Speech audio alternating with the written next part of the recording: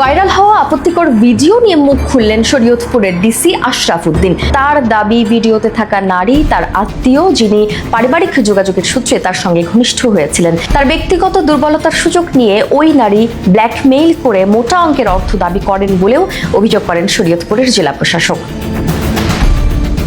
20 June এক সংবাদ মাধ্যমে বিষয়টি নিয়ে কথা বলেন তিনি। এসব ভিডিও, ছবি শরীয়তপুরে যোগ দানের আগের দাবি করে আশরাফ উদ্দিন বলেন, ওই নারী বিভিন্ন সময় ঘুমের ঔষধ ও নেশাদ্রব্য খাইয়ে অস্বাভাবিক পরিস্থিতি তৈরি করে আমার ছবি ও ভিডিও ধারণ করত। ব্ল্যাকমেইল করে প্রতি মাসে টাকা হাতিয়ে নিত।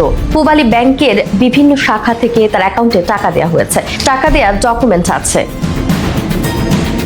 শরীয়তপুরের ডিসি জানান, ওই নারী গত বছর সেপ্টেম্বরে তার স্বামীকে তালাক দেন।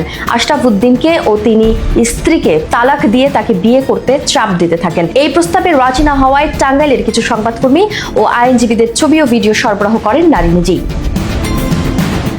2 মাস ধরে জেলা প্রশাসক আর ওই নারীর মধ্যে মধ্যস্থতার চেষ্টা করছেন শরীয়তপুর জজ কোর্টের একজন আইনজীবী। তিনি বলেন, একজন আরেকজনের বিরুদ্ধে নানা অভিযোগ করতেন। আমি দুজনকে প্রস্তাব দিয়েছিলাম বিয়ে করার জন্য, কিন্তু ওই নারীর রাজি হননি। তিনি সমঝোতার জন্য বড় অঙ্কের টাকা দাবি করেছিলেন, যা পরিষদের ডেডলাইন দেওয়া হয়েছিল 30 জুনের মধ্যে। ওটা নিয়েই আলোচনা চলছিল। তার মধ্যেই এমন ছবি ও ভিডিও মানুষের সামনে চলে এলো।